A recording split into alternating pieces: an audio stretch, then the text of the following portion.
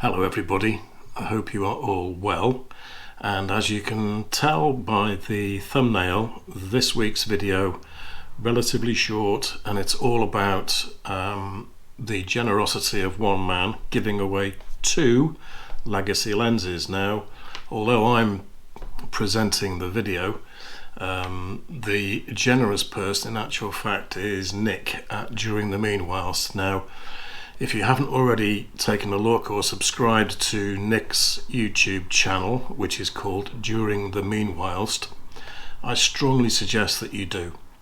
I'm not worried if you don't already subscribe to my channel. Obviously, it'll be great if you do. But please take a look at Nick's channel and subscribe to him. He does some wonderful landscape photographs. He's a Fuji user and lover, but you know, we can't all be perfect. Sorry Nick, you know I'm joking.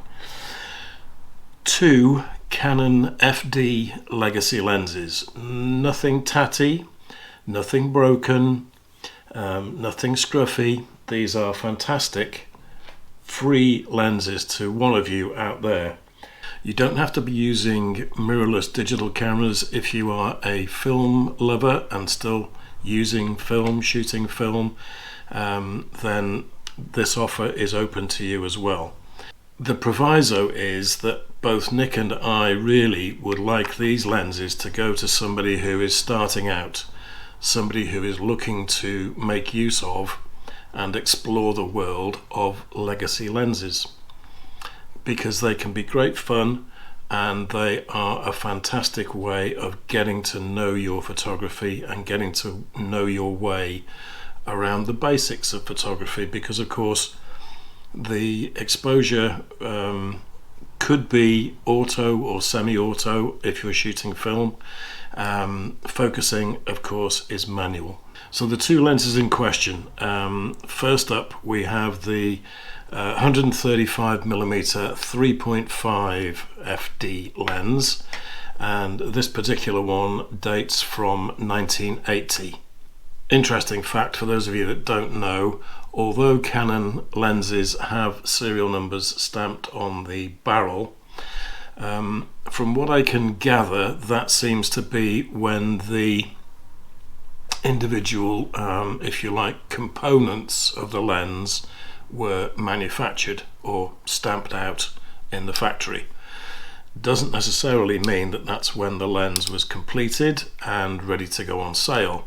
What Canon do is to put a date code on the rear face of the lens. Hope you can see that and that it's not too out of focus.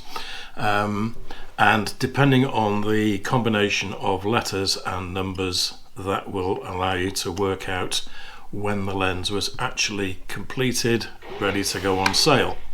And the 135mm dates from September of 1980. Absolutely immaculate, comes with a built-in lens hood, so no need to go out and buy any other bits and pieces. Both these lenses are complete with original front and rear lens caps. You won't find better, trust me. That's the 135. The other lens is a 35-70, and this dates from when? Just let me check. This was manufactured in December of 1981. It's the 35-70 f4. So it's constant aperture, moderate zoom lens, zoom range, but you know, a fantastic lens. This one Nick sent to me, I think in the spring or summertime. I'm sure he'll correct me if I'm wrong. So I have had the opportunity to use this more than the 135, which only arrived a couple of weeks ago. I have shot both, and the images that you'll be seeing through the time that I'm rabbiting on are taken on just these 2 lenses. If you are someone who shoots micro four third cameras and you are looking for a couple of free legacy lenses, then they will come with a Canon FD to micro 4/3 adapter, this one in particular.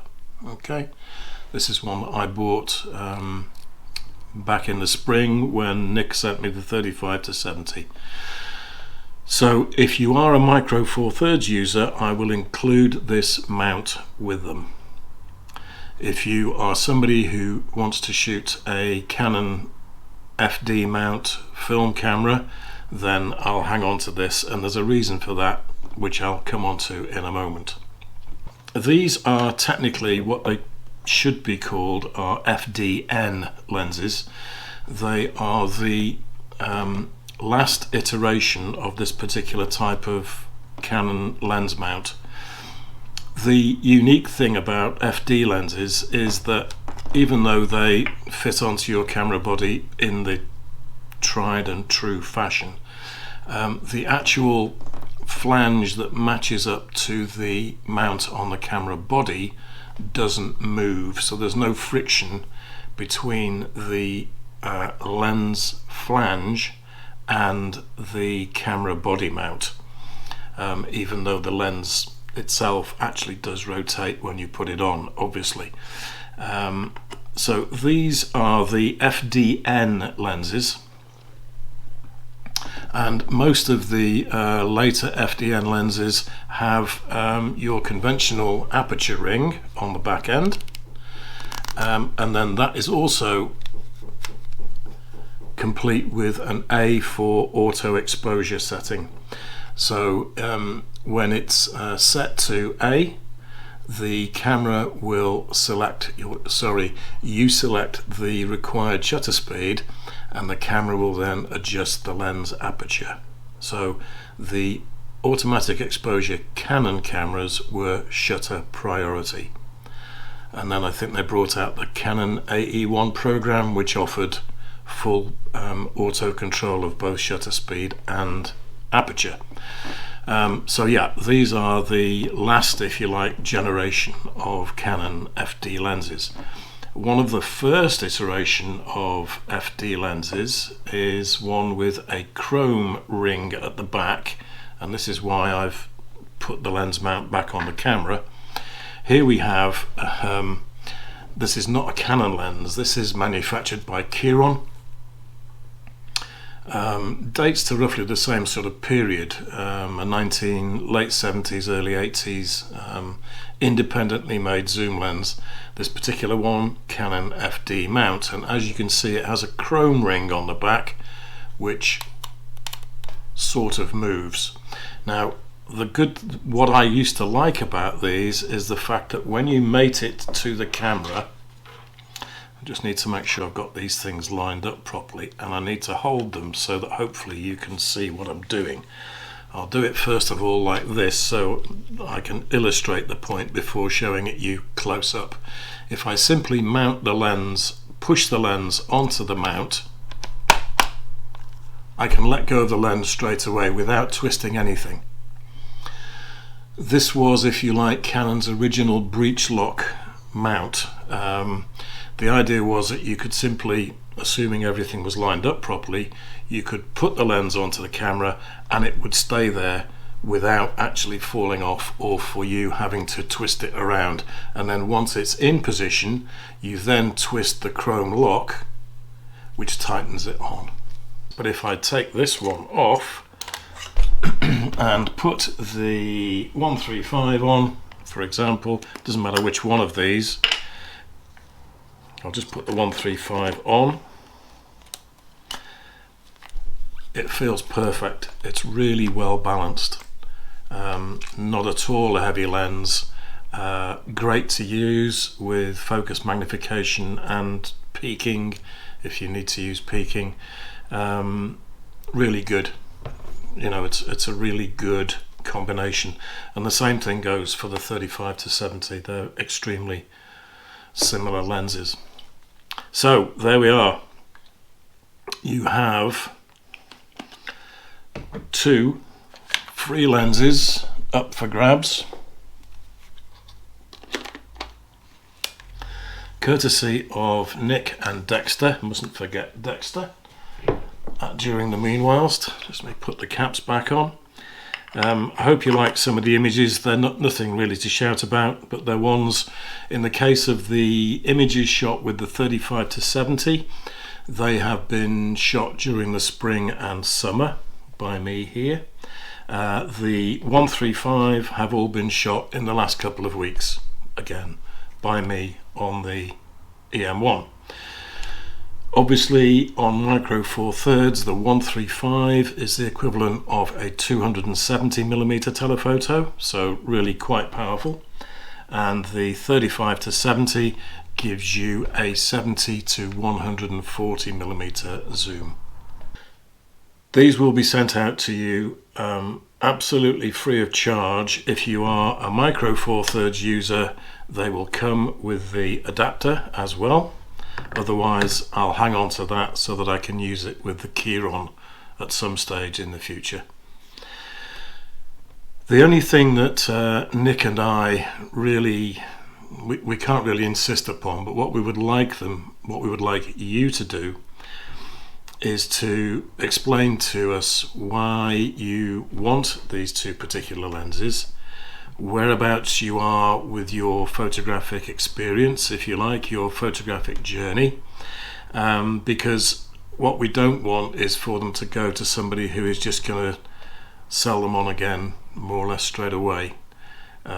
We would dearly like someone to get some use out of it, out of them I should say, so that you can add to your photographic experience.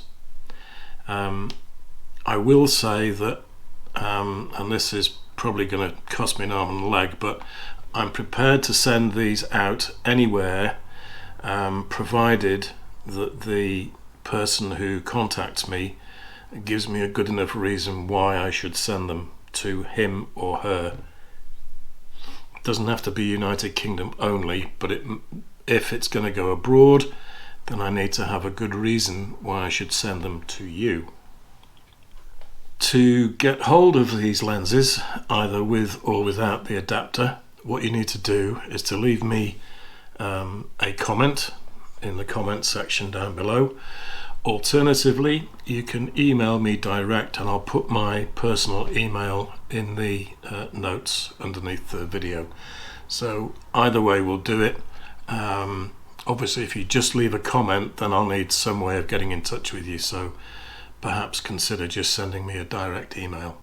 Take a look at During the Meanwhilst, Nick's channel on YouTube, because it's his generosity that is going to send these lenses on to one of you out there. If you like this channel, please consider subscribing. I'm not going to insist on it at all, but hopefully you'll get some enjoyment out of watching some of my videos. I know you'll get a lot of enjoyment out of watching Nick's videos, and I also know that you will get a lot of enjoyment out of using these two legacy lenses. So for now, I'm going to say look after yourselves, enjoy your photography, because that's what I always say, and I'll see you very soon. Bye bye for now.